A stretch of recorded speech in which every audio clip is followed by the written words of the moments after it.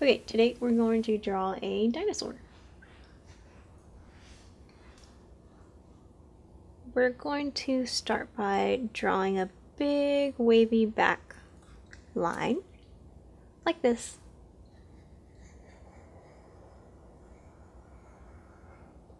And then the head.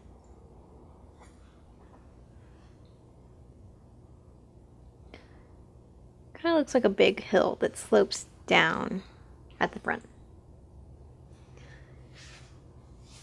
Draw the curve of the head and bring your line back towards the body.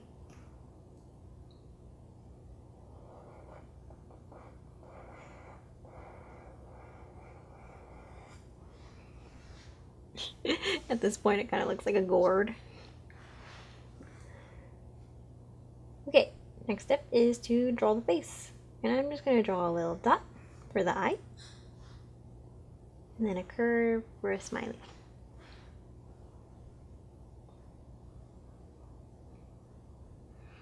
Next step is to draw the tail.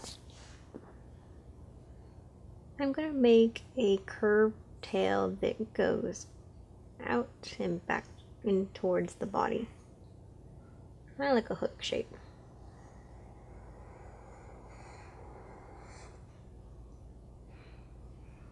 And then I'm going to go back, curve inward.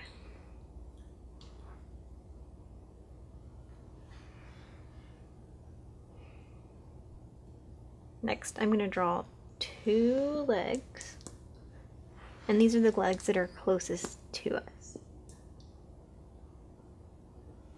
The back leg is going to be thick and taller than the front leg. And it's going to start out like a rectangle shape.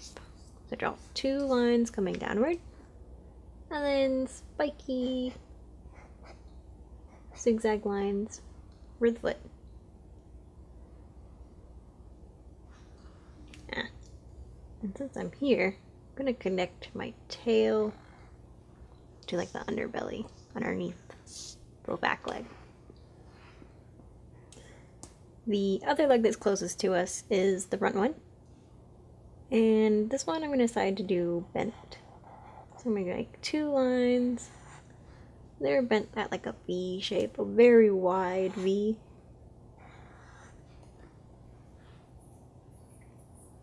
And just like the back one, I'm going to make it spiky with the zigzag line at the bottom. And now I'm ready to connect the underbelly underneath or behind the legs.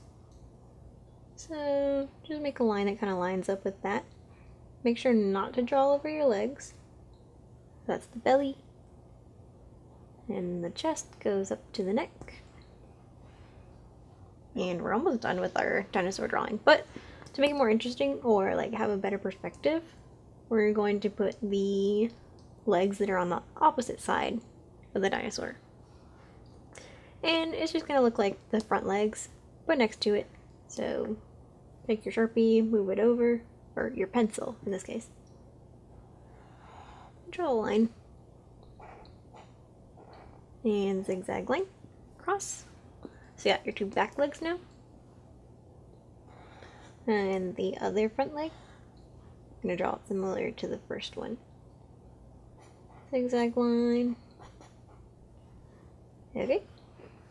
So now I feel like my dinosaur is done. You can add other details to yours once you get started drawing.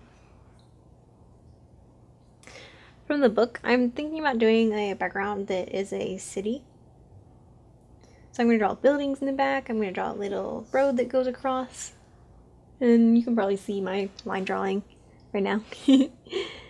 So I'm going to take a ruler out. You don't have to use a ruler, but since I'm drawing shapes that are straight, I'm going to use one anyways. Then I'm going to draw my horizon line. That's the line where the ground meets the sky. Just so I can put my dinosaur sitting on something.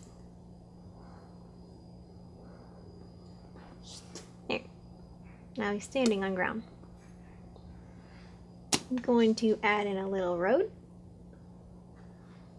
Because dinosaurs are large, or at least this one is large. So my road is going to be way skinnier than you would think it would be if you were next to it in real life. And oops, I made a mistake. It's okay, I can color over it or use whiteout. This is why we draw with pencils and not Sharpies. But I'm drawing with Sharpies so you can see it.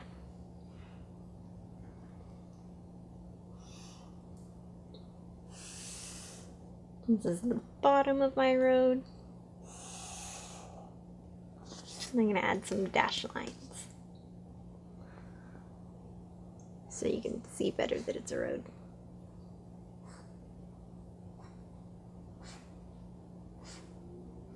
There we go.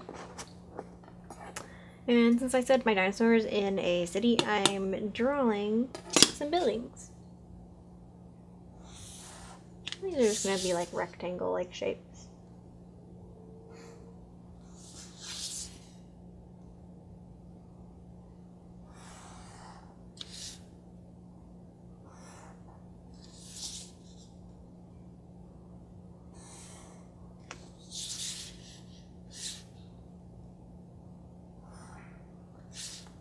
And some of my buildings, they're going to be pointy.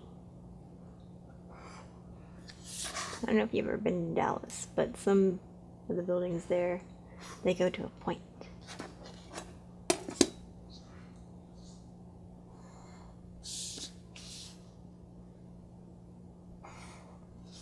However you draw your buildings or your scene is up to you. You could also decide to draw little people next to your dinosaur. Because in the book, the dinosaurs were interacting with people characters. Okay, so now I got like a base down of the city. I'm not going to draw the rest of it, because this is just a teacher example. But yeah, that's a basic dinosaur drawing. You guys can get started on your own.